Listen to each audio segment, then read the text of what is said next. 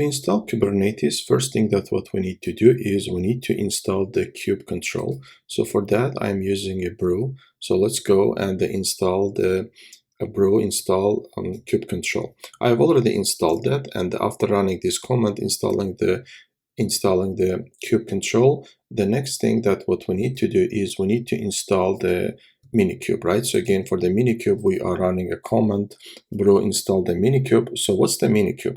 Minikube is a single node Kubernetes cluster that runs locally. So it usually runs inside the virtual machine or a container. So it has both, right? It has both control panel. It has like a control panel, meaning that the API server, scheduler, and other parts. And also it has the worker node components, which is the kubelet, kube proxy, and the container runtime. It all runs inside one single virtual machine or a container. So you can think of it as basically we are running one single cluster, whatever we need for the Kubernetes, whatever we need for our cluster, master and the worker node in one. So that's it. After installing that, that's all we need to do in order to run Kubernetes locally. And after installing the minikube, we need to start the minikube, right? So we need to start the minikube. We need to run the command minikube start. And what it's gonna do, it's gonna set up the virtual machine with all the Kubernetes components. Again, it's a master and the worker node in one. And also it will configure our kube control to point to our local cluster.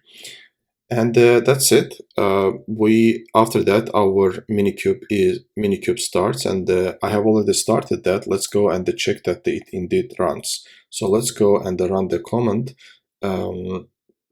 kubectl get nodes. It will get all the nodes that we have. So we have started that locally. The only node that we have is the minikube. So it started 40 hours ago, and we also the roles is defined here and the version.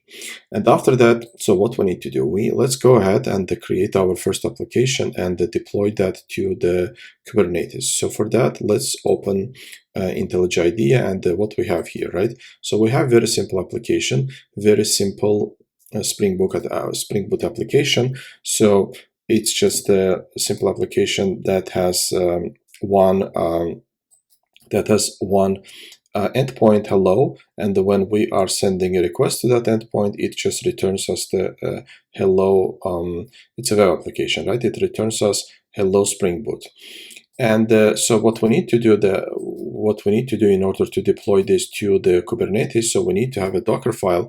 In the Docker file, we are specifying that how we are going to build this image, right? So we are specifying that it's from the base, right, that we are using for it, which is the OpenJDK 17. So we are going to copy that from this directory. So whenever we build the jar file will store under the target and the demo with this name. So we are going to copy that from this directory, and we are going to expose that at the port 8080.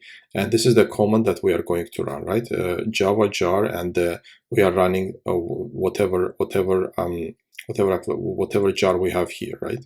So that's it. That's all we need. After the next step, that what we need to do is we need to run this Docker file, and after our image is built, we need to upload our image. We need to upload our image to the Docker Hub. So for that, let's go and see that, for example, in my case, I have already built Orkin1 and I uploaded that to the Docker Hub. So I uploaded that to the Docker Hub. The image is there, so we can now go ahead and build our first, build our application and build our container, and based on this image, and deploy that to the Kubernetes. So let's go back and let's go to our so we build our image based on this Docker file. We deploy that we push that to the Docker Hub, and now we can go and see that how exactly we are going to build that. Application, right? So it's going to be inside of the pod, and the container. We are also specifying the details of the container, right? The name of it is a hello container, and it's based on the image from the Docker Hub that we have just seen, that the Orkin1 and the hello app version 1, right? And the container port is 8080. So in order to deploy our this application, this image, right, into the container inside of the pod, so what we do is let's go to our command line again, and let's run this command, right? Let's run the command that, so this command, what it's going to do is it's a Kubernetes command for the kube control apply hello pod that we have here, right? YAML. Hello pod YAML. Let's extend that a bit. Hello pod YAML. And this one will deploy our application. This one will deploy our image inside of the container to the pod inside of this inside of this cluster, right? Minikube. So I have already done that. My application is already running. So let's go and check that, right? Let's go check that indeed it's running. So here we have the get node. So we are checking that which nodes are running. It's only Minikube. And now let's check here which pods are running, right? The pods is running that the hello pod that is deployed to this my application, right? Hello pod is deployed and it's running, and it's running. So now what we can do, so our application is running, but it's inside of our cluster. It's accessible on the port of 8080, right? So we have defined that 8080, but we need to also expose that application, right? So in order to expose that application, what we need to do is we need to go ahead and run this command, right, for exposing our application. So let's go here and expose our application. So let's go here and expose our application. And for the exposing, let's just remove this 5 here. It's just the 5th step, right, that we are doing. So, but I've already exposed that. So let's run it. And in this case, right, as you can see here,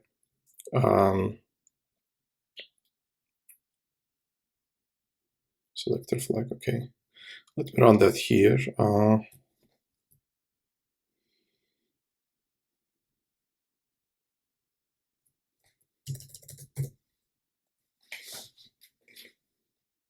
Yeah, here it says that the pod has no label. So for that case, we need to set the label, right? So let's set the label for the hello, for our pod, for our application. Let's set the pod, and after that, if we run this, I have already exposed that. As you can see here, it says that the service hello pod already exists, right? Service hello pod already exists because I have already created that. So now what we can do is let's just check that, right? Let's just check our service. Let's clear this and let's check our service. If we check this, as you can see here, we have a service named HelloPod. It's exactly the same as of our application. The type is node port, and this is the cluster ID, right? This is the cluster ID, and it's accessible. Internal port is 8080, but from the outside, it's accessible on the port of 322, 322, and the 44, right? At this port, it's accessible. So what happens is, if we are choosing that, when we are running this command, right? So when we are exposing our application, so what happens is we choose the node port. So what node port does is it allocates a random high port on each node, right? So it doesn't matter how many nodes we have, our application will be accessible in all. And that's it. After that, what we do, right? So let's clear this. Let's actually run this one more time to see that the visual of what we have here. So we have this accessible in this cluster, and also this is the IP of the cluster inside of that. This is the IP of the cluster, IP of our IP of the cluster inside of the Minikube. So in order to know that the exact IP of the Minikube, so we don't have the IP, right? Let's go and run the Minikube IP. So for the Minikube IP, we have here what we have here. This is the Minikube IP. And if we are going to access this IP with this port, so we are going to access our application. But we can do that easier. So what we are going to do here is we are going to, let's run this command, and we are going to expose our application with this command. So what we are doing here is we are telling that whatever requests are coming to the port 8080, just forward them to the port 8080 inside of the cluster. So let's run this. And after running that, we can go ahead and see that our application is indeed running. So let's go, and if we reach the localhost 8080, that's gonna reach the port of the 8080 inside of the cluster.